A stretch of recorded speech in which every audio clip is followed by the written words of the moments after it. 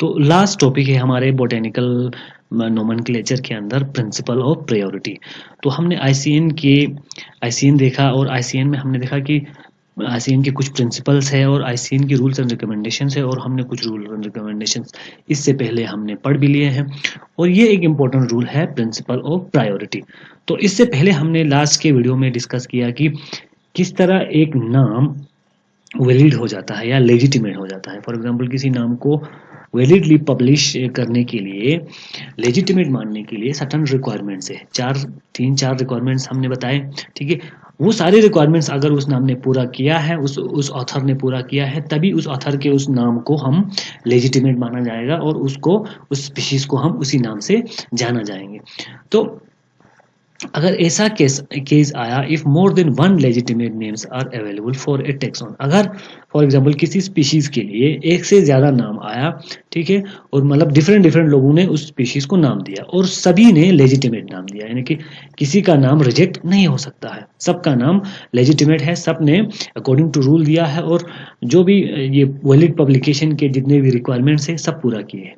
ठीक है, तो उस वक्त हम the correct name is the earliest legitimate name. ठीक है, उस वक्त हम करेक्ट नेम, किसको करेक्ट नेम कहेंगे? जिसने सबसे पहले नाम दिया है। ठीक है, डेट देखा जाएगा, जिसने पहले नाम दिया होगा उसी को हम करेक्ट नाम मान लेंगे। ठीक है, और बाकी के नाम को हम सिनोनिम्स कहेंगे। फॉर एग्जाम्पल यहाँ पे है एक निम्फिया की स्पीशीज को, ठीक है, एक निम्फिया की स्पीशीज है जिसको बर्म ने 1768 में निम्फिया नौचली नाम दिया है। ठीक है, इसने वैलिडली पब्लिश किया है, सारे रिक्वायरमेंट्स पूरे किए हुए हैं। फिर किसी ने, डिकेंडोल ने एक्यूटिलोबा दिया है, निम्फिया एक्यूटिलोबा नाम दिया है। ठीक है, इसने भी वैलिडली नाम दिया है, वैलिड पब्लिकेशन है इसका। ठीक है, लेकिन इसने 1824 में दिया है। फिर निम्फिया स्टेलाटा नाम दिया है वाइल्ड ने 1799 में, और इसको एक और नाम दिया है मालाबारिका, निम्फिया मालाबारिका पॉयर ने 1798 में। सब ने वैलिडली पब्लिश किया है, सबका नाम लेजिटिमेट है, किसी का नाम रिजेक्ट नहीं हो सकता।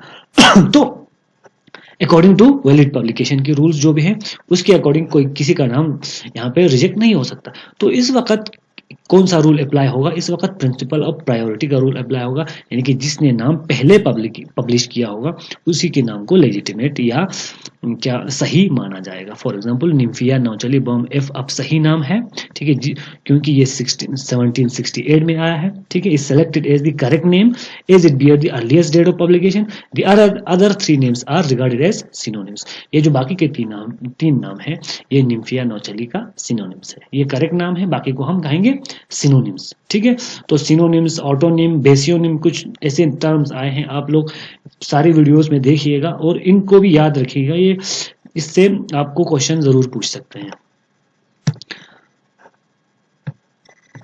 और कुछ लिमिटेशन है आप प्रिंसिपल ऑफ प्रायोरिटी में। ठीक है, application of principle of priority has following limitation, कुछ लिमिटेशन है। फॉर एग्जांपल स्टार्टिंग डेट का देखो, the principle of priority starts with the Species Plantarum of Linnaeus published in 1753। The starting date for different groups include seed plant, pteridophyte, ये Sphagnaceae, Hepaticae, moss algae, slime moulds वगैरह lichen, सब के लिए 1753 plants और जितने भी सारे यहाँ पे ग्रुप्स का नाम लिया, इन सब के लिए डेट दिया हुआ है 1753। ठीक है, the publication before these dates for respective groups are ignored while deciding the principle of priority. इस डेट से पहले अगर कोई नाम होगा तो उस वक्त हम प्रिंसिपल ऑफ प्रायोरिटी के रूल को इग्नोर कर देंगे। फॉर एग्जांपल किसी ने सही नाम दिया है लेकिन 1753 से पहले दिया है, तो उस नाम को हम करेक्ट नहीं मान लेंगे। जो भी इसके बाद जो भी नाम दिया होगा, हम 1753 के बाद ही हम देखेंगे डेट। ठीक है, इससे पहले वाले अगर कोई पब्लिकेशन होगी तो हम उसे इग्नोर करेंगे। ये एक लिमिटेशन है प्रिंसिपल ऑफ प्रायोरिटी का। और दूसरा है, the principle of priority is applicable only up to family rank and not above. ठीक है, ये जो प्रिंसिपल ऑफ प्रायोरिटी का रूल है, ये जब नेमिंग के लिए फैमिली से नीचे का ही लेवल का है, अप्लाई होता है। ठीक है, यानी कि फैमिली पे अप्लाई होगा, जीनस पे अप्लाई होगा, स्पीशीज पे अप्लाई होगा, सब स्पीशीज पे अप्लाई होगा, लेकिन फैमिली से अबोव जैसे कि ऑर्डर क्लास पे ये अप्लाई नहीं होगा। ठीक है, और नोमिना कंजर्वेंडा है एक और, ये इसका लिमिटेशन है।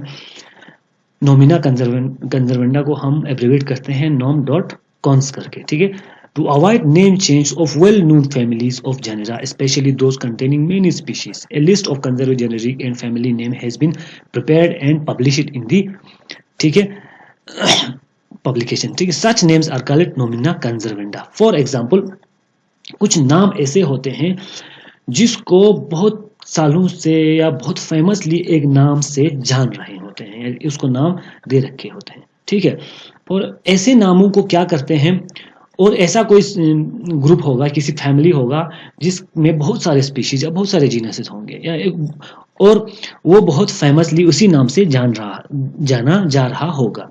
ठीक है, ऐसे नामों को क्या कर देते हैं, कुछ लिस्ट है एक वो नोमिना कंजर्वेंडा का, वहां पे क्या कर देते हैं, ऐसे कुछ नामों का लिस्ट करके उसको नोमिना कंजर्वेंडा करके उसको कंजर्व कर देते हैं. यानी कि इसका मतलब ये है कि उस लिस्ट में जितने भी सारे नाम हैं उसमें आप कोई चेंज नहीं ला सकता. ठीक है, उसमें प्रिंसिपल ऑफ प्रायोरिटी वगैरह जो भी हो, इससे पहले वाले जितने भी सारे रूल्स हो वो इसमें अप्लाई नहीं होता. ठीक है, यानी कि ये नाम प्रिंसिपल ऑफ प्रायोरिटी के बेस पे हो या ना हो, ये नेम चेंज नहीं होगा. फॉर एग्जांपल यहाँ पे है फैमिली का नाम है थिएसी. ठीक है, डी डॉन ने नाम दिया है 1825 में नाम दिया है. ठीक है, लेकिन इसको कंजर्व करके रखा है. देखो, इससे पहले इसको नाम, इस फैमिली को नाम दिया है टनस्ट्रॉयमिएसी. हाँ ठीक है, 1813 में नाम दिया है, लेकिन इस फैमिली को थिएसी के नाम से बहुत ही फेमसली फैमिली को जान रहा है, तो इस नाम को थिएसी को नोमिना कंजर्वेंडा के लिस्ट में रखा हुआ है. यानी कि ये थिएसी अब प्रिंसिपल ऑफ प्रायोरिटी के अगेंस्ट होगा तब भी ये चेंज नहीं है, क्योंकि ये नोमिना कंजर्वेंडा के लिस्ट में आता है.